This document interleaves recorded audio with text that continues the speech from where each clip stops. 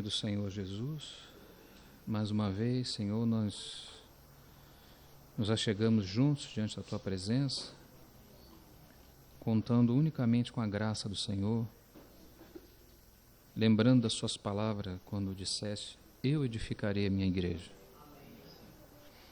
Nós realmente confessamos a nossa incapacidade, Senhor, e a nossa dependência do Senhor para tudo aquilo que vamos necessitar tocar nessa noite. Senhor, nós dependemos do Seu Espírito e do Seu santo ministério. Senhor, abre os olhos do nosso entendimento e abençoe, Senhor, tanto quem fala como também quem ouve. Senhor, nós contamos com o Senhor. E que segurança temos quando nos lançamos nas Tuas mãos confiadamente. Por isso, mais uma vez, Senhor, nessa noite nós contamos com a Tua bondade, com a Tua presença, com o ministério do Espírito Santo, para nos ajudar, Senhor. Em nome de Jesus, nós agradecemos ao Senhor. Amém. Amém. Irmãos, que alegria de fato é quando podemos estar juntos na presença do Senhor, estamos aos Seus pés, entendemos. Isso foi algo que o Senhor assim me falou há muitos anos atrás e é algo que ainda estou aprendendo, mas foi uma fala do Senhor bem no início da nossa caminhada. Isso ficou muito gravado, muito fortemente no meu coração, e que de fato, quando o Senhor se move, nós temos edificação. Quando o Senhor fala, de fato somos edificados. Quando o Senhor direciona, então de fato somos direcionados. Quando o Senhor governa, de fato somos encabeçados. Então assim, nós, à medida que a experiência cristã vai se dando, à medida que os anos vão se passando, parece que nós estamos vendo mais do mesmo. Do que estamos vendo? Que sem Ele, de fato, nada nós podemos fazer. E por outro lado, a verdade que se equipara a esse par, né, diz que tudo podemos naquele que nos fortalece. Então, se por um lado nós não podemos nada, tudo nele podemos. Então, graças ao Senhor que tem nos trazido até aqui, né? Irmãos que já vêm de caminhada de muitos anos, irmãos, não tenha dúvida, acho que se você pudesse dar esse depoimento, seria muito parecido com o meu. Até aqui nos ajudou o Senhor. É o Senhor mesmo, Ele é a fonte, Ele é o início, Ele é o fim, Ele é o centro, Ele é a circunferência, Ele é tudo em todos. E a nossa alegria nessa manhã é podermos estar aos Seus pés, né? Para juntos podermos meditar na Sua palavra, né? A fim de que Ele possa abrir os olhos do nosso entendimento com aquilo que está no seu coração. Bom, nós temos falado sobre o reino dos céus, essa etapa importante e especial, específica, que está acontecendo no nosso tempo, desde a primeira vinda do nosso Senhor. Meus irmãos bem lembram, já João Batista introduzindo esse assunto, dizendo que estava próximo o reino dos céus. O Senhor Jesus também em Mateus capítulo 4, ele dá prosseguimento a esse entendimento de que está próximo o reino dos céus. Ele está num contexto judaico, onde o reino havia sido dado ao povo de Israel no Antigo Testamento, para um testemunho específico no Antigo Testamento. Em parte foi fiel ao povo de Israel, em parte não foi, tanto em relação ao reino, como também em relação ao sacerdócio.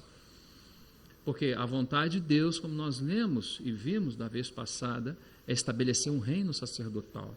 E a palavra reino de sacerdote é uma palavra que se autocomplementa. Porque para o reino, como nós temos sucessivas vezes falado, o reino é a expressão do rei. O reino nada mais é do que a vontade do rei sendo expressa naquele que ele mesmo estabeleceu como sua vontade. No Antigo Testamento, não só ainda o povo de Israel, mas ainda os patriarcas, começando mesmo ainda com Adão e Eva, passando pelos patriarcas. Irmãos, assim, o assunto do reino, ele parece que é o assunto de fato, é o assunto central do coração de Deus, sabe? Se você fala assim, irmão, mas não é o filho? É exato, é o filho. E o que é o reino? O reino é a expressão do rei. Então, onde há o Filho de Deus, aí você tem a expressão do reino. Por isso que você não pode ir muito rapidamente dizer que a igreja é o reino. Ela deve ser, esse é o seu encargo, é trazer os céus para a terra. Por isso que é a oração que o Senhor nos ensina, né? É que assim como a sua vontade é feita nos céus, ela também deva ser feita na terra. Venha a nós o quê? O teu reino, porque nos céus não há lugar Não há esse lugar de rebelião, né? Nos céus ainda é o lugar que Deus comanda todas as coisas, e como assim também todos os universos. O problema se estabeleceu na terra por causa da queda de Satanás, e depois o homem vendeu a sua natureza. Então o propósito de Deus ele fica parcialmente impedido de prosseguir. Por isso a vinda do nosso Senhor no Novo Testamento, lá já quase no Novo Testamento, para estabelecer a nova aliança, é para fazer essa retomada. E daqui nós vamos para a eternidade. E daqui nós vamos, não somente para os dias da eternidade diretamente, mas ainda tem o reino milenar, né? Nós ainda temos algumas etapas, né, que ainda hão de se cumprir, eras do porvir que ainda vão se cumprir, não entramos nesse ponto ainda. Mas o que a gente precisa deixar de maneira clara, né, e objetiva para os nossos irmãos é que de fato nós estamos envolvidos em algo tremendo, irmãos, tremendo. Porque no Antigo Testamento Deus escolheu um povo para si, para que fosse um reino sacerdotal. Por que precisava ser um reino sacerdotal? Por que precisava ser sacerdote? Porque não existe reino sem sacerdote. Se o reino é a expressão do rei, vamos colocar assim de uma maneira muito prática e muito objetiva. Se o reino é a expressão do rei, para que haja a expressão do rei entre nós, que é a vontade de Deus, que o rei se expresse, que o filho se expresse entre nós, se isso é assim, então a primeira coisa, irmãos, que nós precisamos ter os olhos abertos é a necessidade que temos da nossa vida de intimidade com o rei. Por isso o sacerdócio. Então você vê que o sacerdote ele entra, no Antigo Testamento, o sacerdote ele entra no tabernáculo e ele vai servir lá no Santíssimo. Não é? Então ele entra como sacerdote até o serviço. Ele vai estar na presença de Deus durante aquele turno, né? Normalmente durava em torno de 15 dias. Ele vai estar servindo. Quando ele sai desse turno, ele sai com aqueles pães frescos que ele recebeu na presença de Deus. É isso que governa a nossa vida cristã. A vida cristã não existe pães frescos do lado de fora do tabernáculo. Esses pães, esse alimento, essa vida, essa realidade espiritual que está em Deus, que está em Cristo, só pode ser tocada na presença dele. Isso é sacerdócio. Então, quando nós vamos ao rei, nós vamos como sacerdote, mas quando saímos de lá, saímos como rei. Por quê? Porque agora podemos representá-lo, porque agora nossos olhos viram o rei, nós agora compreendemos a vontade do Senhor, nós sabemos agora o que é de fato realidade espiritual, porque do lado de fora nós falamos de coisas que nós nunca provamos, até entendemos, mas não tocamos. Por isso a necessidade do sacerdócio. O sacerdócio entra à presença do rei, para quando ele sair de lá, ele vem para trazer os pães frescos, por assim dizer. Ele vem para trazer a vontade de Deus para o povo. O povo precisa conhecer a vontade de Deus. As pessoas, se nós colocássemos dessa forma, as pessoas que não são cristãs, elas precisam conhecer o Senhor, elas precisam conhecer que Deus tem uma vontade, elas precisam conhecer que Deus as chama para essa vontade, não é? Elas precisam conhecer tudo isso, mas elas não conhecem. Mas como nós podemos nos envolver nisso? Então, essa expressão daquilo que elas devem conhecer são compradas na presença da intimidade, junto com o rei. Por isso que a entrada é sacerdotal e a saída é de reino. Não há reino, a igreja não consegue reinar. A igreja pode ficar cheia de informação do que seja o reino. Reinar é uma realidade espiritual. É Cristo, irmãos, aquilo que Paulo fala. Aprove a Deus revelar o seu Filho através de mim. Não é? Essa revelação do Filho através de nós é o reino. Eu dava esse exemplo aqui na semana passada, é um copo com água que você vai, um copo vazio que você vai enchendo de água, vai enchendo até que ele transborde. Essa é uma forma também de nós entendermos. O Espírito está fazendo esse trabalho. Qual o trabalho? O trabalho de formar Cristo em nós é para que ele possa ser exibido a partir de nós. É esse Cristo que vai crescendo como essa água dentro desse copo até ser transbordado. Quando ele transborda, quando você tem o copo, você tem a água. Aqui nós podemos dizer, temos a igreja. Quando você tem o transbordar da água no copo, aí você tem o reino. O reino é a expressão do nosso rei. Amém? Então, esse assunto, nós precisamos, nós vamos entrar em algumas parábolas, porque as parábolas, elas falam dos mistérios do reino dos céus. Jesus, quando ensinava por parábola, qual é o assunto, qual é o tema que nos faz envolver com esse assunto das parábolas. É porque os ensinamentos das parábolas não é só para a gente saber, bom, isso significa isso, que significa aquilo. Não. Jesus está nos demonstrando como o reino funciona na atual era. As parábolas do reino dos céus, elas estão demonstrando como o rei quer o funcionamento das coisas aqui. É isso que está nos falando. É claro que nós precisamos, além da informação, nós precisamos do próprio Espírito, nós precisamos da obra do Espírito Santo para nos trazer não só a informação, mas nos inserir nessa verdade. Porque uma coisa é ver o reino e outra coisa é entrar no reino. Você percebe? Nós já estamos na igreja e na medida que Cristo vai sendo formado em nós, na mesma medida que esse reino vai sendo expresso. É um reino de obediência, do servo que é obediente ao seu Senhor, não é? É um reino daqueles que estão totalmente sujeitos ou que vão caminhando cada vez mais para um nível de sujeição. Irmão, aqui não cabe absolutamente nada o que eu gosto, o que o pastor se inclina, o que aquele irmão entende. Irmão, esse não é o assunto da igreja. O assunto da igreja é o mistério da vontade. Deus tem uma vontade e nos colocou para que essa vontade fosse estabelecida a partir de nós. Esse é o reino dos céus. Na nossa era, o reino dos céus. Na época do povo de Israel, o reino de Deus com a sua manifestação específica lá. Eu tenho voltado no mesmo ponto, ainda que está gravando, mas é sempre bom deixar isso claro, para que quando a gente entrar nas parábolas, a gente possa tomar essas parábolas e essas mensagens, essas orientações, essas instruções do Espírito Santo como realidade espiritual. Nós precisamos pegar isso, irmãos, tomar isso, sabe?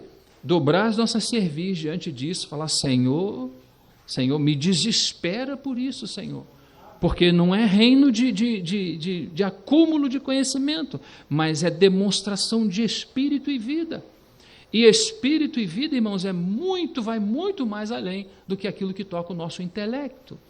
Nós precisamos conhecer, porque a partir do entendimento, o Senhor pode trabalhar aquilo que nós estamos entendendo. Ele está falando: olha, essa é a minha vontade, agora eu vou trabalhar com você para colocar você dentro disso. Aí você fala: Senhor, eu quero fazer uma oração especial nesse dia, eu quero que o Senhor me coloque para dentro dessa vontade disso que foi falado. Olha, que eu gosto disso, eu gosto de ouvir essa oração, hein? Não é? O Senhor pode responder para a gente: eu gosto desse tipo de oração, porque é o que Ele quer. E imagine, irmão, se nós podemos orar de acordo com a vontade de Deus. Ele não vai fazer? Sim ou não? Claro, irmãos, porque esse é um ministério, é um serviço da igreja. O que a igreja não pode orar é por aquilo que não é a vontade divina. Nosso irmão estava nos lembrando aqui no domingo. Aquilo que não é a vontade de Deus, nós estamos perdendo nosso tempo.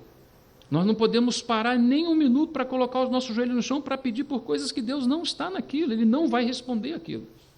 Mas, irmão, aquilo que é a sua vontade, no momento em que a gente se depara com algo que a gente fala: isso aqui é o Senhor, não tenho dúvida disso.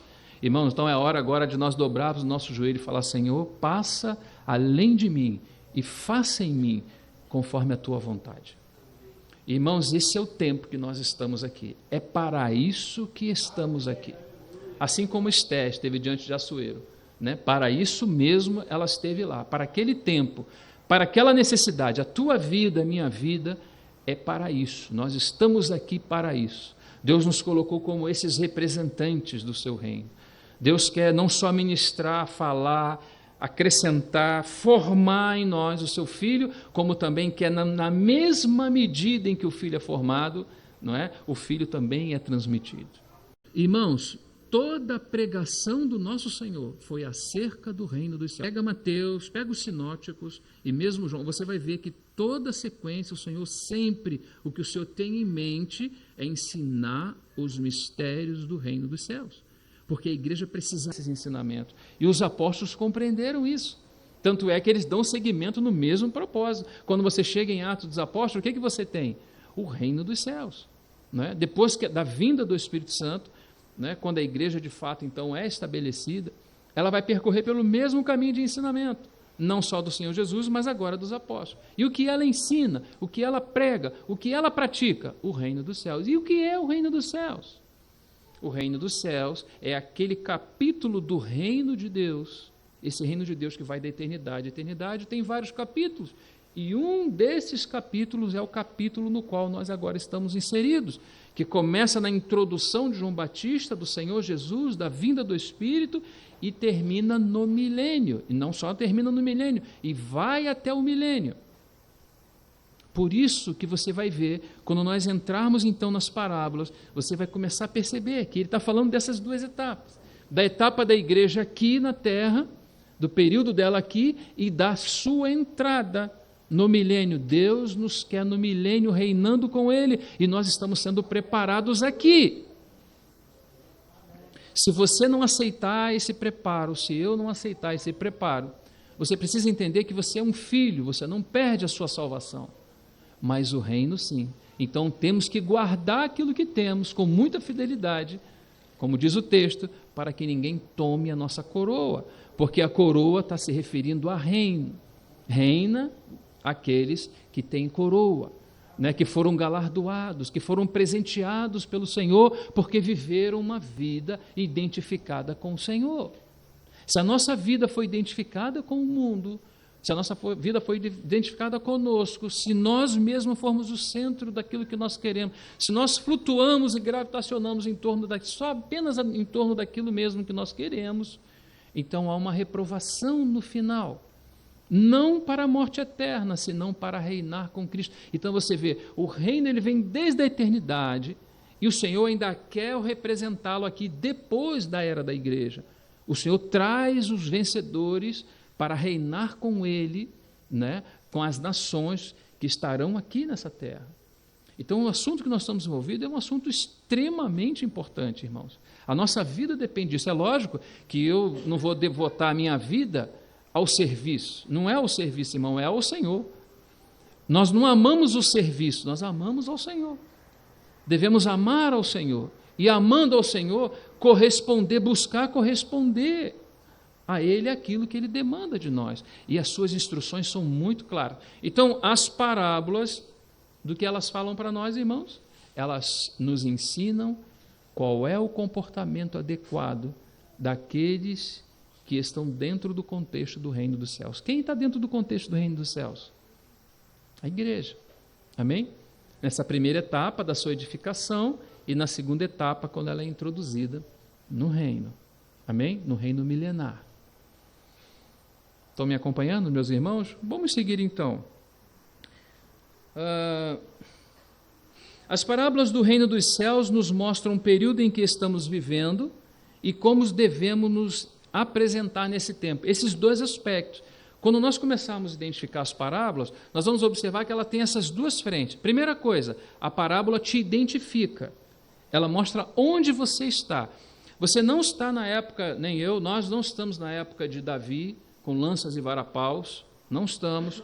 Nós não estamos na época de Neemias, naquela edificação, que eles foram chamados, né, desde aquele decreto, e que eles foram para edificar, também não estamos naquela etapa. Essas etapas, elas tiveram os seus próprios desafios, não é? Elas tiveram os seus próprios desafios. E qual é de fato a nossa etapa? As parábolas vão nos mostrar em que etapa nós estamos. Por isso que sempre os ensinamentos do Senhor Jesus vai nos colocar no tempo em que nós estamos, principalmente as parábolas em especial. As parábolas, por exemplo, de Mateus 24 e 25, elas não só dizem onde nós estamos, como diz de forma específica o que nós estamos vivendo e quais são as armas e a maneira de se viver nesse tempo. Esse é o primeiro aspecto da parábola. Ela tem esse prisma, né? Ela demonstra para você aonde de fato a igreja está, de que maneira ela está vivendo e quais são os desafios que ela enfrenta nesse tempo. O segundo aspecto da parábola é aquele que eu já havia falado. As parábolas estão aí para nos mostrar quais são os princípios do reino. Se as parábolas, claro, irmão, toda a Sagrada Escritura é divinamente inspirada, não resta dúvida. Eu estou pondo ênfase na parábola porque nós vamos ler as parábolas, não é? Mas olha, irmão, se o Senhor disser assim, se o Senhor usar uma parábola e disser para nós que se nós não perdoarmos aquele que nos ofende, nós também do Pai não receberemos perdão, isso é algo muito sério. Porque Deus não está falando para fulano, nem para Beltrano, não está falando para Davi, não está falando para aquela época, nem para aquela. Ele está falando especificamente para nós. Então, a expressão do rei num determinado lugar está cheio de quê nesse lugar? Está cheio de pessoas de misericórdia, porque Cristo está sendo formado nelas. Quando a gente tem dificuldade, por exemplo, de perdoar, isso é um problema, irmãos, porque nós somos perdoados. E o Espírito que habita em nós é um Espírito que perdoa. E isso está identificando que nós não estamos identificados com o Filho nesse particular. Então, imediatamente, quando eu tenho consciência de que eu sou um representante do Rei juntamente com meus irmãos, eu preciso rapidamente adentrar a presença do Rei e falar assim: eu me despido aqui, eu me despeço aqui daquilo que é próprio meu, daquilo que é próprio do meu entendimento, da minha vontade, das minhas razões. Eu não consigo, que a gente fala assim: não, mas eu não tenho fé, eu vou esperar mais um pouco. Não, irmão, não faça isso, porque Deus é um Deus justo, entende? Tudo que precisa resolver, irmão, precisa resolver agora, e correndo, com rapidez, com velocidade. Qualquer coisa que tiver pendente na nossa vida, isso não expressa o Rei, isso expressa a nossa própria conduta, a nossa própria posição, e isso é perigoso, podemos ser reprovados, porque assim, nós vamos entrar melhor nisso, mas entenda que, assim como a salvação é eterna e não se perde, porque a salvação consiste em crer no Filho de Deus, conforme João e muitos outros textos, João 17,4, por exemplo, que creio em ti só como único Deus verdadeiro e a Jesus Cristo a quem enviaste. Então, o fato de crer no Filho, recebemos do Pai a salvação, bendito seja o Senhor, isso não se perde, Ele não vai colocar o seu nome no livro da vida, depois você teve uma fraqueza e agora Ele apagou, e depois vai escrever de novo, vai apagar de novo. Não, irmão, não é isso. O assunto é que, uma vez que fomos salvos pelo Senhor, no nosso espírito, já temos a vida eterna. Porém, salvação é muito mais amplo do que vida eterna. Você pode ser um filho, mas em algumas áreas não ser salvo. Então vamos entender isso de uma maneira mais prática. Eu recebo a Cristo e logo sou o quê? Um filho de Deus, amém? Todos nós somos, amém? Tem alguém aqui que não é filho? Todos nós somos filhos. Se não tiver, a chance do arrependimento é agora, porque você precisa se tornar um filho também. Mas agora que somos filhos, nós vamos observar que existem questões nas nossas mentes que ainda não estão purificadas. Purificando as vossas almas pela obediência à palavra. Para o amor fraternal, não fingindo. Observe, para ter amor fraternal, então se havia ódio em nosso coração, a mudança para o amor fraternal, o sentido é receber com mansidão a palavra. Receber a palavra, não é ouvir, escutar a palavra tem que ser recebida. Ela precisa entrar na nossa existência. Nós precisamos ser constituídos dela. Se a palavra não constituir-nos, irmão, nós somos as mesmas pessoas. Somos filhos, porém levamos um monte de cacareco conosco. Entende que aprendemos da velha natureza? Irmão, nós vivemos no mundo, aprendemos tudo que existe no mundo. Somos um especialista em mundo. Esse é o verdadeiro chamado mundano, é um especialista em mundo. Porém, quando ele recebe a salvação em Cristo, irmão, o que precisa acontecer na vida dele? Tudo isso precisa mudar. O que rouba, não rouba mais. Pelo contrário, agora ele tem que trabalhar, não somente para ele, mas também para ele ajudar o seu irmão. Você vê como mudou? Esse é o reino, irmão, dos céus. São as atitudes que você vê na pessoa do Senhor Jesus e nas suas instruções. Por isso que depois que ele orienta bastante os seus discípulos, ele fala: agora vocês vão aguardar em Jerusalém. Porque o reino dos céus não é uma questão somente da mente. Reino dos céus é uma questão de demonstração de Espírito. E virá sobre vós o Espírito. Lembra lá? Eles estavam lá e no capítulo 2, então, meus irmãos, lembram bem o que aconteceu. O Espírito desce sobre eles e agora eles não têm somente a informação. Existe neles também um poder, irmãos, que os levam a essa realidade. Por isso, irmãos, o assunto do Espírito Santo é algo tão crucial no viver da igreja e no viver do reino. Não é uma questão de sabermos o que tem que fazer. Por exemplo, irmão, é um assunto que eu já medito há muitos anos, há mais de 20 anos eu medito nesse assunto. A minha Bíblia é toda marcada. Isso não quer dizer que eu esteja dentro do reino. Eu tenho as informações, mas eu preciso do Senhor. Eu preciso da ajuda, do socorro do Espírito Santo. Mas, irmãos, nós temos que aprender a pedir socorro. Isso não é por mágica. Nós falamos em biologia, isso não é por osmose. Isso não entra assim tão fácil. Porque entra o assunto da responsabilidade humana. É como se Deus estivesse falando para você e para mim: eu quero fazer isso, mas você quer fazer isso comigo?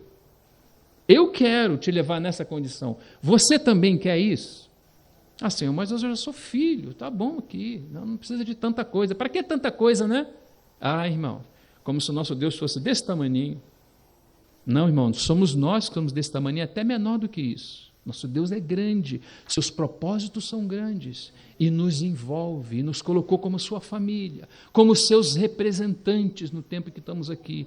Nós vivemos, você está aí, o teu coração está batendo, os seus rins estão funcionando. Se o teu coração parar e não dá nem tempo de chamar o SAMU, você foi-se embora.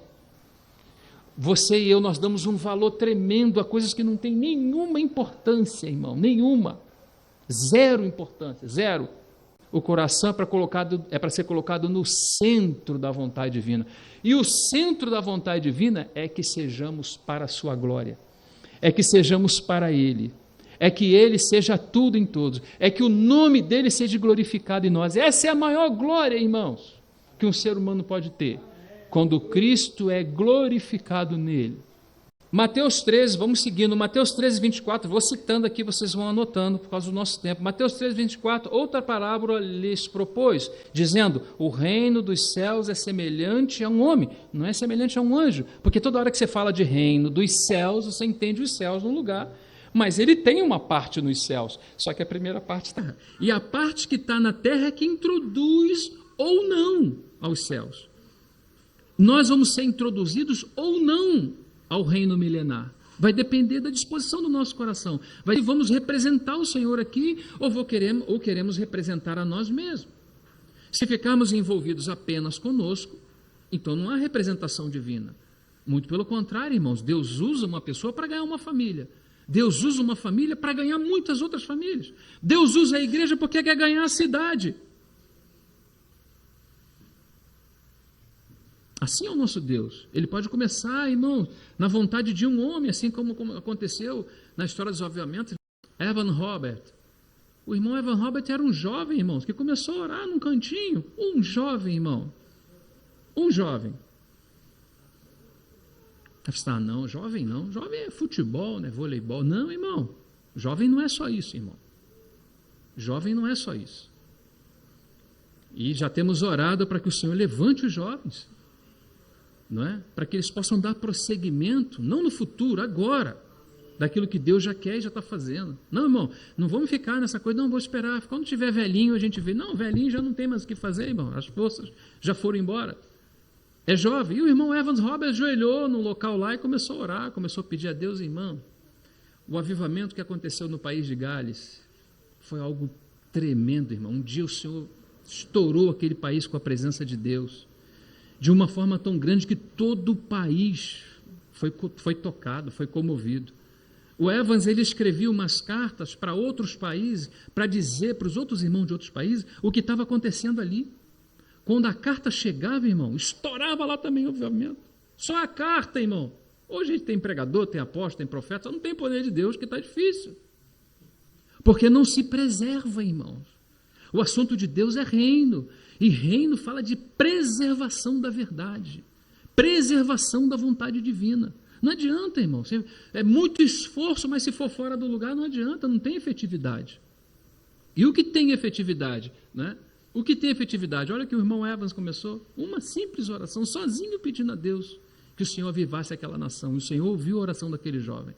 E muitos outros movimentos que tiveram na terra começaram a partir de uma oração. Por quê, irmão? Porque a entrada é como sacerdote, para que a saída seja o reino. Se eu entro à presença de Deus, irmão, quando eu saio de lá, eu tenho algo para ministrar aos meus irmãos. Não é assim? Toda vez, qualquer um de nós, irmãos, que entramos à presença de Deus, nós estamos exercitando o sacerdócio. Mas quando nós saímos de lá, no bom sentido, que não se sai da presença de Deus, mas quando nós já chegamos aos irmãos, nós temos os pãezinhos frescos para repartir. Isso é reino.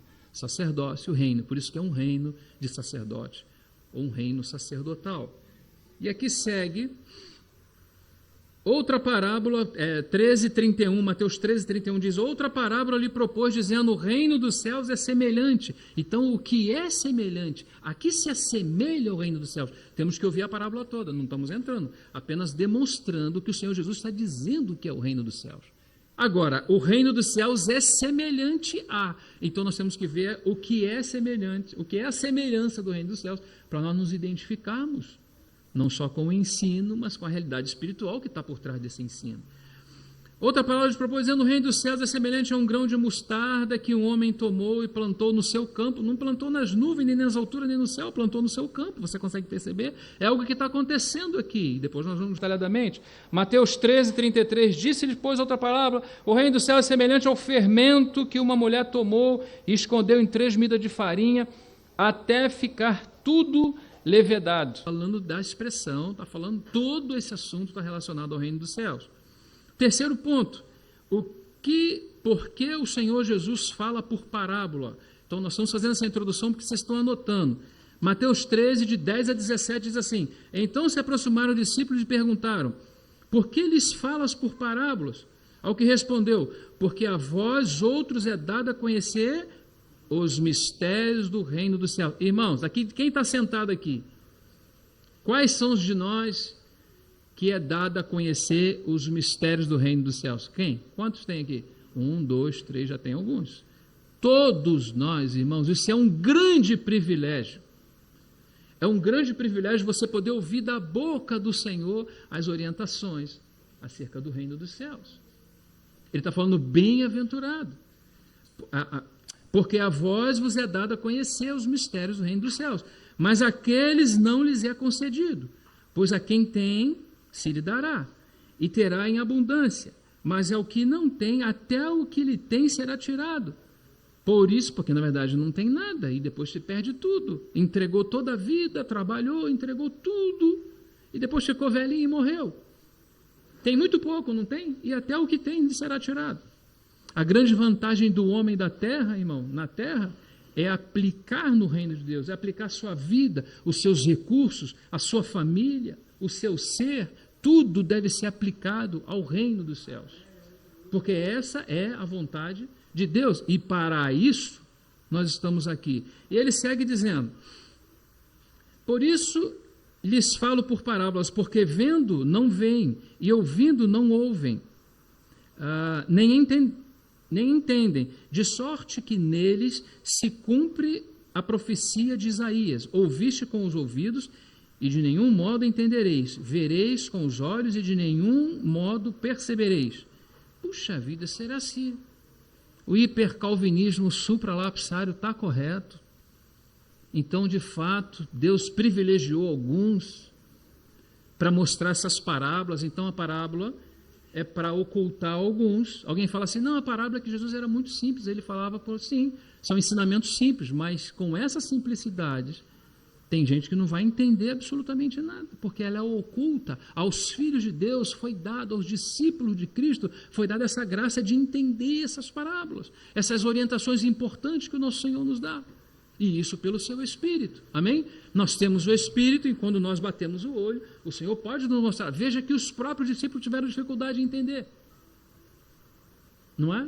Mas o que está acontecendo aqui? Então o Senhor de fato é assim, Ele escolhe uns em detrimento de outros?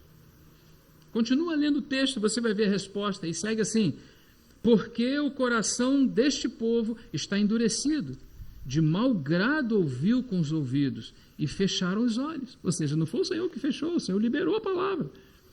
Irmãos, queira Deus que o nosso coração seja como uma terra fértil, para receber a boa semente, para receber a boa instrução, para não entrar no ouvido e sair no outro, para receber de bom grado, para não resistir, não criar fortaleza, porque nós somos cheios de fortaleza, não é?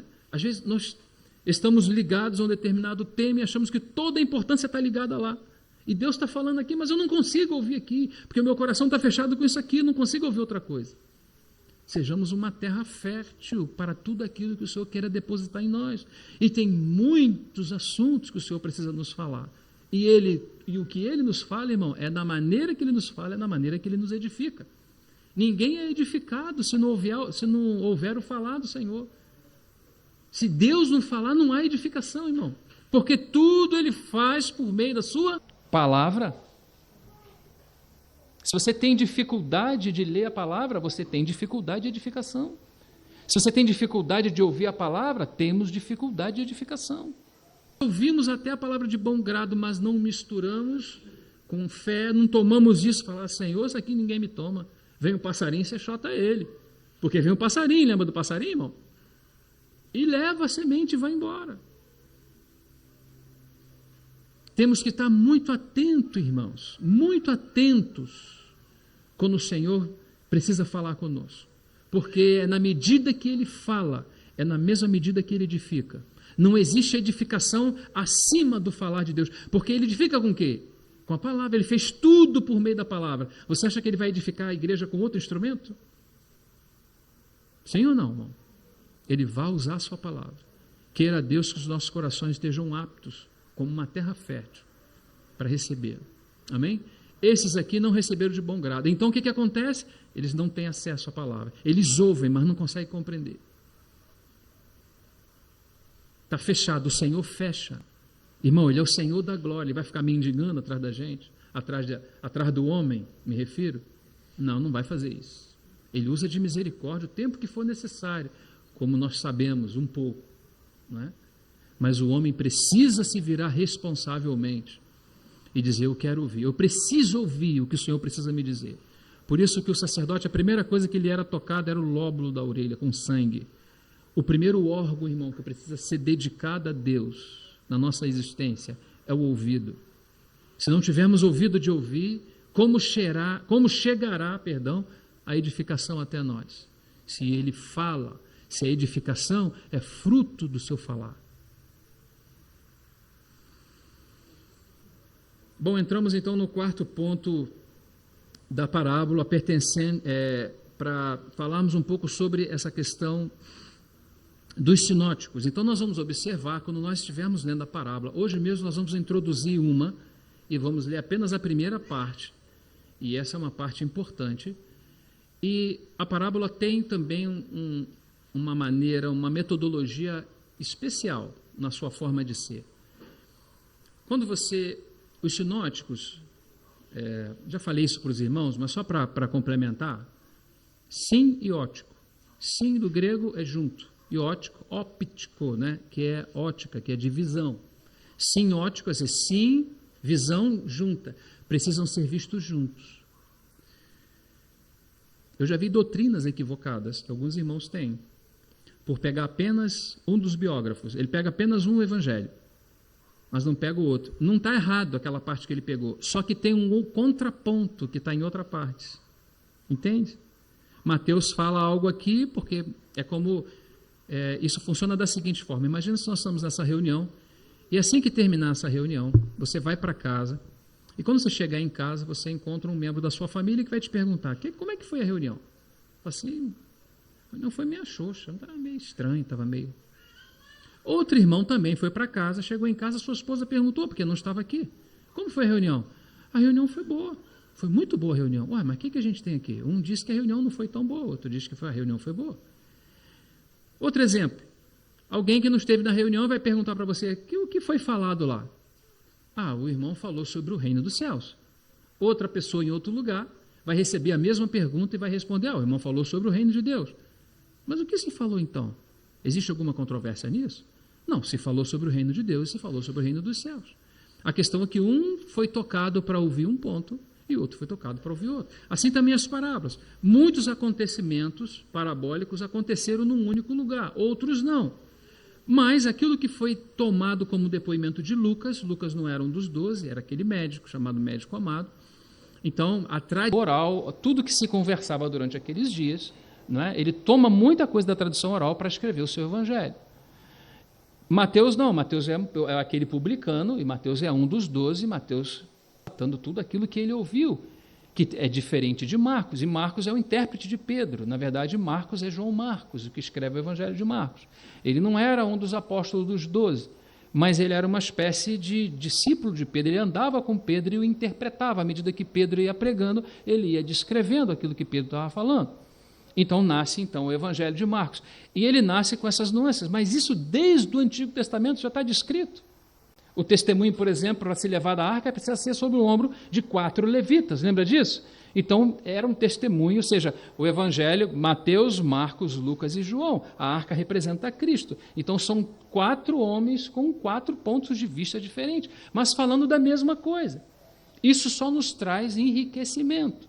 Por exemplo, Mateus fala no Sermão da Montanha, no capítulo 5, logo ali no início, né, ele utiliza bem-aventurado os pobres de espírito, porque deles é o reino dos céus. Quando você vê já o relato de Lucas, bem-aventurados os pobres. A minha pergunta é pobre de espírito ou é pobre? O que você acha? São as duas coisas, você precisa utilizar os dois pontos.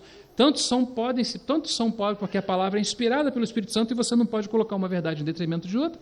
É uma regra de hermenêutica. Então, se alguém é usado por Deus, porque o Senhor precisa passar pelo vaso, irmão. E aí sempre vai alguma influência. Ainda que a palavra é inspirada, ela passa pelo vaso.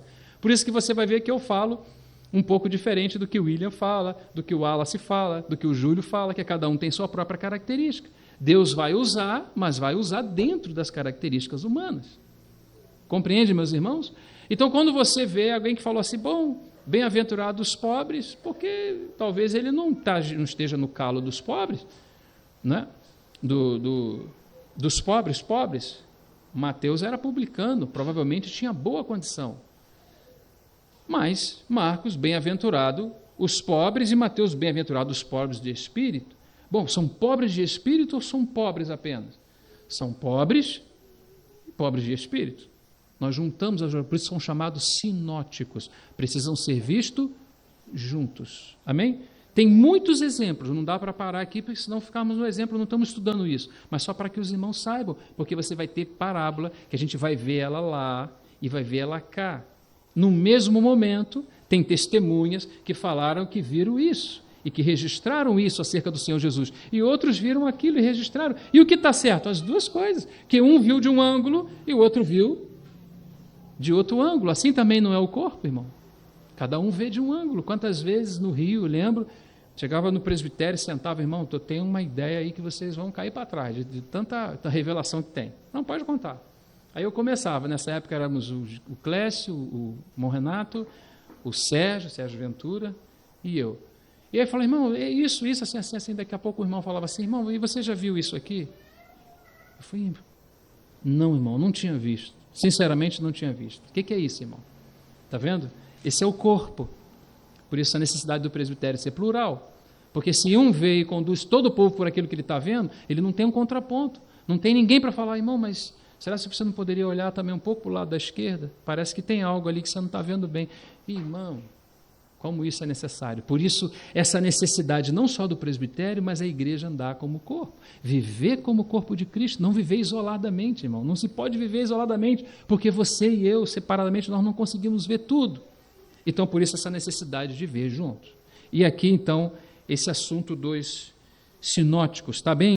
Capítulo 24, versículo 45. Procura colocar atenção, irmãos, naquilo que da parte do Senhor, porque é a palavra do Senhor, o Senhor pode estar nos falando. Capítulo 24, versículo 45, diz assim, quem é, pois, o servo fiel e prudente, que o Senhor constituiu sobre a sua casa, para dar o sustento ao seu tempo. Versículo 26, bem-aventurado aquele servo, que o Senhor, quando vier, achar servindo assim. Em verdade vos digo que o porá sobre todos os seus bens. Porém, preste atenção nisso, irmãos. Observe que tem uma parte da parábola que traz a aprovação de Deus. Só que tem uma outra parte da parábola que traz uma reprovação. E aí ele segue. Porém, entretanto, se aquele mau servo disser consigo, ou em seu coração, né, e a comer e a beber com bêbados, olha que ele é um filho de Deus, percebe? Porque ele está falando a servos. Ele é um filho, mas ele não é cuidadoso. Olha o que ele está fazendo. Então, a primeira parte, inclusive a própria palavra, é que se ele é servo fiel ou infiel. Porque, irmão, o servo pode ser fiel e ele pode ser infiel. Nós, mesmo sendo filhos, podemos ser filhos infiéis, como podemos ser filhos fiéis. Queira o Senhor nos conceda a graça de sermos fiéis, amém? E aí ele segue, porque se aquele mau servo, versículo 48, disser em seu coração, a palavra é cardia no grego, no seu coração, o Senhor tarda virá. O Senhor vai demorar ainda, né? Vamos gastar nosso tempo aqui em outras coisas. Não, irmão. O Senhor sabe por que o Senhor supostamente está demorando? Porque nós, a igreja, estamos demorando no preparo da noiva para nos apresentar como igreja gloriosa. Então Ele está aguardando. Não é Ele que está demorando. É a igreja. A igreja está envolvida com um monte de coisa, deveria estar envolvida com Ele. Mas como está envolvida com um monte de coisa, ela está distraída. Mas Ele vem para buscar uma noiva. Mas a noiva precisa estar adornada. E como vai acontecer esse adorno se ela está distraída? Então essa distração pode ter um preço no futuro. Qual é o preço? De perdermos a vida eterna? Não, somos filhos. Mas sermos reprovados, porque o Senhor nos chamou para algo específico, para representá-lo, para exibi-lo, para demonstrá-lo, não é? Para vivermos em comunhão, vivermos em unidade com Ele, na expressão daquilo que Ele é, daquilo que Ele faz, de quem Ele é, essa expressão para o mundo, levar o mundo a essa realidade, para que as pessoas possam crer, porque ninguém está querendo crer mais, a não ser salvação psicológica, essa tem um monte. Mas crer precisa haver um testemunho, o Espírito Santo precisa convencer o homem do pecado, da justiça e do juízo. E muito ele faz isso na instrumentalidade de pessoas, de homens e mulheres. Só que se esses homens e mulheres estão distraídos em coisas, a presença do Espírito Santo já não é tão real. É real a nível salvífico, mas para a expressão de Cristo já não é real. E o Evangelho se torna fraco. Não o Evangelho é fraco, mas a expressão do Evangelho é. Então, para salvar as pessoas, a gente tem que tocar nos sentimentos dela, a gente tem que contar uma história, a gente tem que fazer. Aí, esses dias, eu estava vendo com o nosso irmão Billy, né? O irmão Carlos Anacondia, fala 15 minutos, 5.000 pessoas se dobram ao Senhor. Irmão, deve ser uma coisa especial. Não, irmão. É especial para a igreja. Não é o ímpio que faz isso, é a igreja. Deus quer usar a igreja para isso. Não somente para anunciar esse evangelho para as massas, mas também levar. Porque é bom e agradável a Deus que todo homem seja salvo e chegue à epignose da verdade, ao pleno conhecimento da verdade. Não é só ser salvo, irmão. Também não é só ser pleno. É ser salvo, não é? Salvífico e ser pleno. É ser salvo e ser cheio. É isso. Essa é a expressão do rei. Essa é a expressão do reino. Às vezes eu falo, não, nós temos só que edificar a igreja, ficamos dentro de 4 paredes edificando a igreja. Outro fala assim, não, nós temos que ir no mundo evangelizar. Não, mas nós precisamos das duas coisas. Precisamos levar o evangelho como poder de Deus, não é? Para a justificação, para a transformação de todo aquele que nele crê. E mais do que isso, essas pessoas que creram, elas precisam imediatamente, irmão, no dia seguinte, elas precisam entender que elas têm um chamado e que elas precisam ser identificadas com o rei. As pessoas são salvas e nós levamos elas para o parque de diversão. Vamos comer pipoca. E já começamos a distrair as pessoas bem no início da fé. Não, irmão, não tem pipoca no reino dos céus. Reino dos céus é demonstração de espírito e de realidade espiritual e de poder. Que Deus nos encha, irmãos. Que Deus nos encha. Que saiamos realmente em direção a Ele e que Ele nos encha dele para que haja essa realidade também em nós. Bendito seja o nome do Senhor. E aqui ele segue, então, dizendo esse aspecto da reprovação, porém aquele mau servo que disser em seu coração, meu Senhor tarde virá, e começar a espancar os seus conservos. Irmão, que coisa séria. Que coisa séria, quando falamos coisas inadequadamente. Existe um livro, irmão, que anota o nosso nome. Mas alguns de vocês aqui já ouviram falar do livro das obras? Já ouviu? Sabe o que é o livro das obras, irmão? Tudo que você e eu está fazendo está sendo anotado. Está sendo anotado. Entende? Por isso que falava no início, irmão, se tiver alguma coisa errada, se você percebe na sua vida que algo não está bem, ou algo ficou para trás que não foi tratado, Deus não trata com o tempo, irmão, Deus trata com o sangue. Nós temos que ir rápido resolver o que está pendente. Nós temos que ser um modelo, irmãos, da sociedade em que vivemos. Tudo precisa estar identificado com Cristo na nossa vida. Não é verbalizar, não. Também pode verbalizar, mas é ser aquilo que falamos e que ensinamos. Amém? Para que haja realidade. Senão a gente fica em torno de um negócio que não faz sentido, irmão. Que o Senhor nos tire disso correndo. Nós temos grande responsabilidade, o cabelo ficou branco, já não temos muito tempo, o Senhor está às portas voltando, e o reino, onde é que está? Certamente, se perguntarmos ao Senhor, Ele vai falar para mim, Roger, tenho 7.000 que não dobraram os joelhos a Baal. Eu tenho os meus. Você quer fazer parte? Não só filho. Tá bom, maravilha que você é filho. Glória a Deus, é muito bom ser filho. Mas, irmão, não é só filho. Ele quer soldados valentes. Ele quer homens e mulheres cheios dele para poder representá-lo. Filho, irmão, filho, o que é filho? Olha ali, ó, está lá fazendo barulho. Corre para lá, corre para cá, isso é filho. Não é isso, irmão? E o que é um soldado valente? É alguém preparado, irmão. Se o Senhor perguntar alguma coisa, eis-me aqui, Senhor. O Senhor mencionou, eis-me aqui, Senhor. Não são assim os militares, irmão? Porque são treinados. E o reino é isso, precisa de treinamento. E esse treinamento, irmão, não é treinamento intelectual, não é treinamento. É treinamento para que a gente possa representar Deus. E não é maravilhoso isso, irmão? O que você acha disso? O que você acha dessa proposta, irmão? Passa a gente pelo fogo, não passa? Passa. Mas, irmão, onde é que vai haver vida de ressurreição se não passar pela morte? Sabe aquela vida abençoada? Sabe aquela vida de querer ser cheio do Espírito Santo? Sabe aquela vida de orar e as pessoas se converterem? Sabe aquela vida que a gente quer de falar, vou falar 2 palavras, sabe? E os demônios vão caindo por terra. Sabe essa vida que a gente quer? Essa vida é a vida que passa pelo fogo, irmão. É a vida que passa pela morte.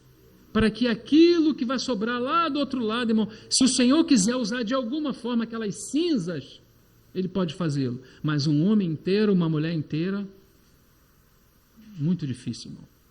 Ele é filho, mas não é um soldado valente para operar naquilo que Deus quer, entende? Todos nós que estamos sentados aqui nessa noite temos esse chamado para cooperar com Deus no estabelecimento do seu reino.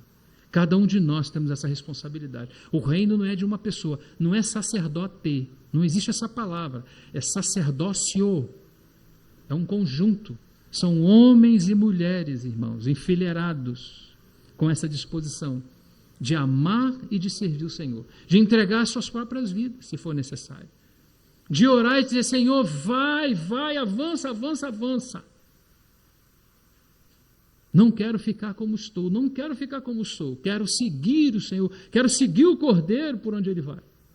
Essa é a maior glória, irmão, que um homem e que uma mulher pode ter na terra. Todas as demais glórias, irmão, elas se apagam, elas não são absolutamente nada.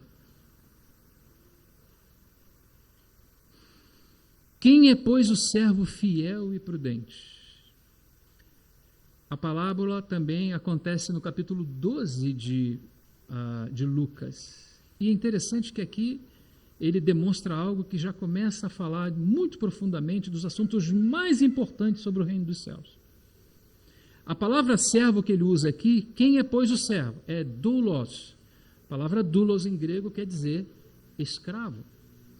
Mas lá, na mesma parábola, só que descrita por Lucas, ele não cita doulos. Ele cita oikonomos, que é traduzido por mordomo ou por mordomia. Ou seja, que o servo fiel aqui, o escravo fiel aqui em Mateus, em Lucas ele é o mordomo fiel. Preste atenção nisso, irmão. Isso é muito importante. Porque o que ocorre é que existe uma economia. Quando você fala... Preste atenção nisso, irmãos. Eu já vou terminando. A hora passou muito rápido. Quando você fala de doulos, você está falando de um escravo, de um servo de Deus. Quando você fala de um oikonemos, você está falando de um mordomo. Quem é, pois, o mordomo fiel? Mordomo lida com mordomia da casa do seu patrão, correto? Mas mordomo, a palavra oikonomos e oikonemos do grego é uma palavra muito parecida. Não se espante com a palavra, é porque foi inspirado pelo Espírito Santo não em português, senão em grego. E às vezes o grego dá mais abertura para o nosso entendimento. Então, a palavra oikonomia é uma das palavras mais importantes que tem nas Escrituras Sagradas. Porque oiko é casa e nomos, regra. Regra ou norma? Normas da casa. Essa casa que você está, chamada igreja, no tempo em que você está, essa casa, ela é uma casa cheia de regras e cheia de normas estabelecidas pelo próprio Deus. É Deus mesmo quem estabelece essas regras. Esse servo fiel ou infiel, ele pode ser tanto uma coisa quanto outra, ele precisa guardar. Mas guardar o quê? Porque se ele é apenas aqui, se lemos apenas em Mateus e diz, quem é, pois, ele está fazendo uma pergunta, ele está dizendo que todos são, mas ele está falando, quem é, pois, o servo fiel e prudente? Lucas, ele vai dizer, quem é, pois, o mordomo fiel? Então, aqui ele está falando de um servo. Mas ali ele está falando de mordomo. Por que ele utiliza mordomo lá? Porque o Senhor quer nos levar para um nível de fidelidade que está relacionado à sua casa, aos seus mandamentos, aquilo que ele estabelece pelo seu próprio poder, pela sua própria vontade. Então, irmãos, preste atenção nisso.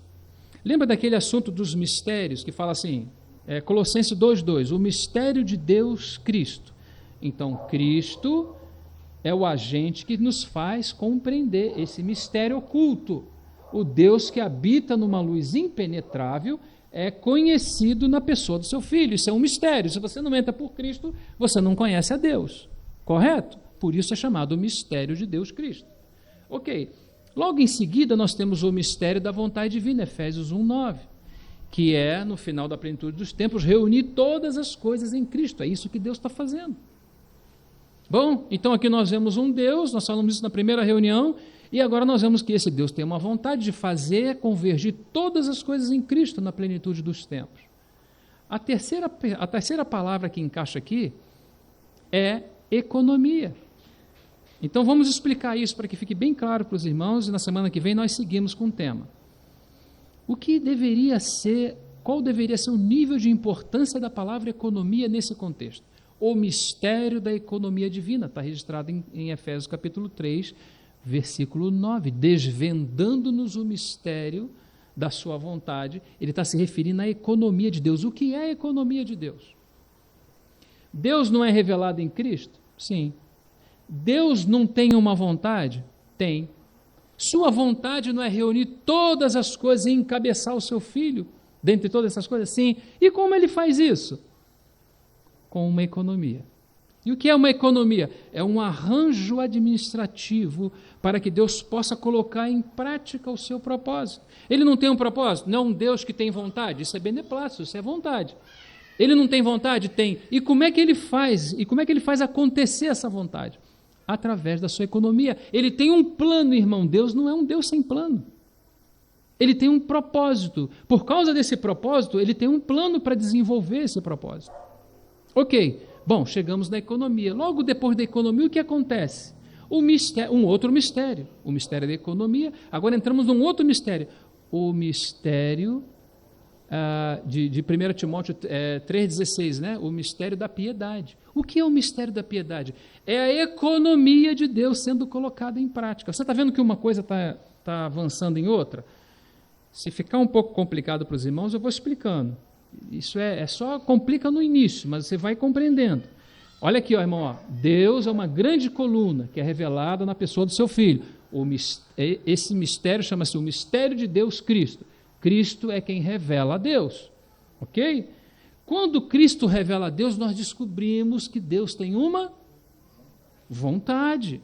Esse é um outro mistério, porque como a gente vai poder conseguir entender, irmão? A gente não sabe nem se existe Deus, agora vamos sabendo que existe Deus que tem uma vontade. Isso é maravilhoso, nós estamos sabendo disso. Porém, essa vontade precisa ser desenvolvida. Essa então é a sua economia, é o seu arranjo administrativo para desenvolver a sua vontade. Então agora ele vai desenvolver a sua vontade. Com quem que ele vai fazer isso? Com o seu Filho. O mistério. Qual é o mistério agora? O mistério da piedade. Quem é? Theos, Deus manifestado na carne, justificado em espírito, querido dos anjos, pregado aos gentios e recebido em cima. O que Cristo fez, irmão? Olha o que o Filho de Deus fez. Desceu e subiu. Quando ele desceu, teve um momento na sua obra, o que ele fez? Nos tomou nos seus ombros. Lembra da escada de Jacó? O que subia e descia, os anjos subiam e desciam. Lembra disso? E depois aparece essa mesma escada em João, descendo sobre o Filho do Homem, porque é ele que desce e sobe, ele sai da eternidade, entra na nossa história, faz essa irrupção, faz um trabalho que ninguém poderia ter feito por nós, que estaríamos arrasados, irmãos, completamente. A obra de Cristo é algo, irmão, que não tem comparação, porque ninguém pode substituir nem o anjo Gabriel, nem ninguém pode liberar perdão, porque o nosso pecado é contra Deus, então é Deus que tem que liberar o perdão, e foi o que ele veio fazer. Fez aquela obra maravilhosa, nos tomou em seus ombros e nos colocou em Efésios capítulo 1, quando diz que nós somos colocados nas regiões celestiais em Cristo. Agora estamos em Cristo, agora nós somos uma nova criação. Isso é um mistério, é o mistério da piedade. Mas ele não termina aí, porque depois do mistério da piedade você tem o mistério do Evangelho, ou seja, essas coisas precisam ser trombeteadas, elas precisam ser anunciadas. E o que o Evangelho faz? Ensina o crente a jogar futebol na quarta-feira, comer pipoca no sábado e ir ao cinema no domingo? Não. O Evangelho, irmão, vai falar de tudo aquilo que está no coração de Deus, de todo esse arranjo administrativo para Deus colocar em prática o seu propósito. Irmãos, isso tem sangue do próprio Deus envolvido, não é uma brincadeira. Então, quando o Senhor faz esse movimento à terra, nos toma em seus ombros e nos leva para as regiões celestiais, logo em seguida entra o mistério do Evangelho, parece que é Efésios 6,19, para abrir da minha boca que haja confiança na pregação do mistério do Evangelho. O que faz o Evangelho? O Evangelho começa a demonstrar para nós aquilo que está no coração do nosso Deus. Quando o Evangelho entra no seu coração, o que você faz, irmão? Você começa a chorar, né? Eu também. A gente cai como morto e fala: Senhor, Tu és maravilhoso, muito obrigado. O que aconteceu, irmão, quando o Evangelho foi falado? O mistério, agora o mistério de Cristo, a igreja. Porque o Evangelho vai falar daquilo que é próprio de Cristo. E quando Cristo entra no coração do homem, nasce a nova criação.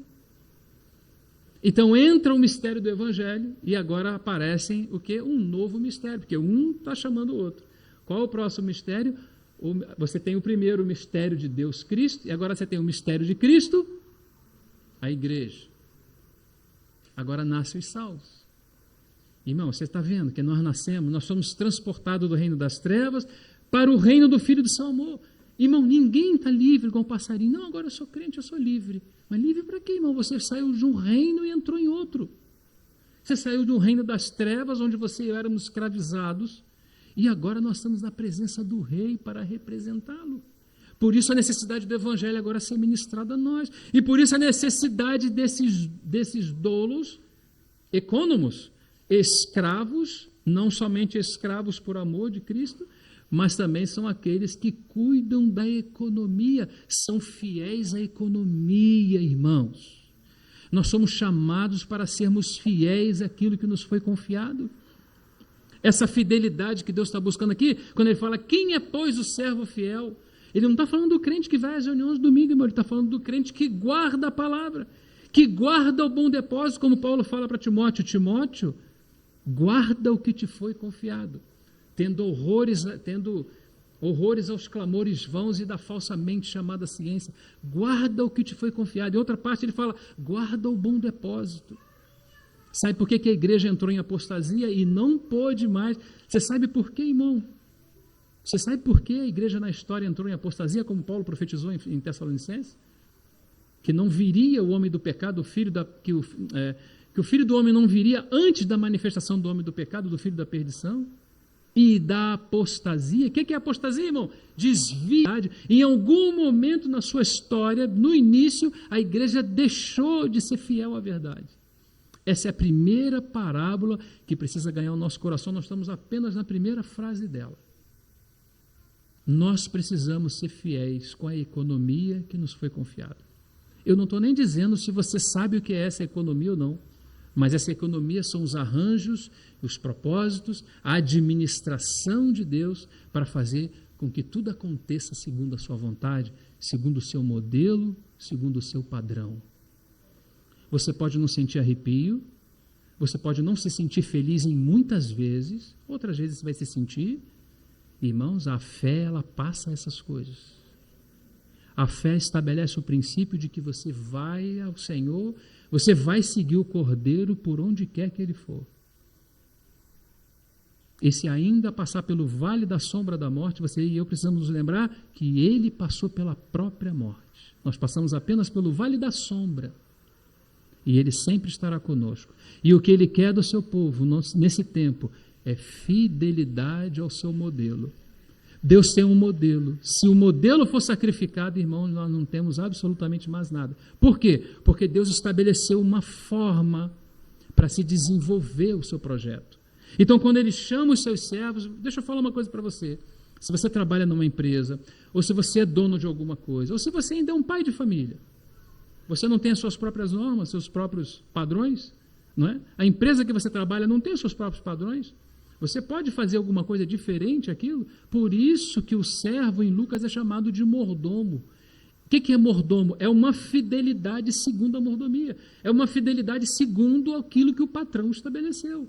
Deus não tem o seu propósito satisfeito no final do negócio se nós não observamos a sua economia.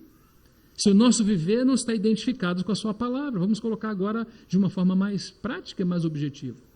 Se a nossa vida não está identificada com as Escrituras, irmão, você pode fazer muita coisa, eu também posso, mas também podemos ouvir, né? Senhor, Mateus 7, Senhor, em teu nome não fizemos tantas coisas, curamos enfermos, expulsamos demônios. Olha que coisa séria, irmão, por que esse texto está aí? Será que é para divertir os judeus? Não, irmão, é reino dos céus. Senhor, em teu nome fizemos, eu não vos conheço. Eu não tenho relação com o que vocês estão fazendo. Por quê? Porque não foram fiéis ao modelo, não foram fiéis ao padrão. Que o Senhor nos ajude nesse primeiro texto. Na próxima semana nós vamos seguir por aí à frente. Tem muita coisa aqui ainda nessa parábola. Imaginava que podíamos falar uma parábola por vez, mas por semana, mas vamos seguir o Senhor na medida que o Senhor nos concede. Amém? E vamos ficar com essa primeira expressão. O servo bom e fiel, irmão, é aquele que guarda o modelo. O servo aprovado diante de Deus no final do negócio é aquele que guarda o modelo que Deus estabeleceu. Nunca, irmão e irmã, nunca deixe penetrar em teu coração qualquer modelo que não se identifique com o modelo de Deus. Por que isso, irmão? Simples assim, irmão. Porque é o modelo de Deus, é a economia divina que desenvolve o padrão que Deus quer receber lá na frente. Porque se a gente fizer conforme a gente quer, se eu levar a minha vida conforme, então vamos colocar dessa forma. Mas que padrão é esse, irmão? Que modelo é esse? Irmão, nós estamos permeados por ele. Existe um padrão para a família? Sim ou não? É claro que existe. Ah, irmão, mas essa mulher, mas esse marido, mas tem uma economia, querido. Se você largar essa esposa que é sua, você vai ficar reprovado no reino. Desculpa ser direto aqui, meus irmãos. É essa a verdade. Então, mas está muito difícil, é porque você não tem uma mulher como eu tenho lá em casa. Não, irmão, não é essa a questão. A questão é que o reino nós temos que luz, até que Cristo seja formado, foi o que Paulo falou. Sinto dores de parto até que Cristo seja formado em nós. Não tem nada suave na igreja, esse é lugar de tratamento, irmão. Esse é um lugar terrível. Esse é um lugar para a gente ser tratado, para a gente ser trabalhado. Esse irmão é militar. Pergunta a ele, para ele chegar, como ele chegar no nível dele, do que ele precisa fazer. Vai se rastejar no chão, vai fazer as perguntas. Agora, se a teologia da prosperidade ganhou nossa mente e o nosso coração, irmão, tudo que a gente vê é coisa boa. É melhor chorar agora para poder rir depois. Ser aprovado. Esse é o ponto, irmão, é ser aprovado por Deus. Vinde, bendito do meu Pai, possuí por herança o reino que vos está preparado desde antes da fundação do mundo. Você quer ouvir isso, irmão? Você quer ouvir isso? Ou quer ouvir aquilo de Mateus 7? Não vos conheço. Que o Senhor tenha compaixão de nós, que o Senhor nos ajude, que o Senhor fale o nosso coração. Todo o nosso ímpeto e força é porque a verdade nos impulsiona. Mas não é para colocar nenhum peso sobre vocês, apenas que vocês considerem a palavra do Senhor assim como ela deve ser considerada, como eu devo considerar, e que o Senhor nos abençoe.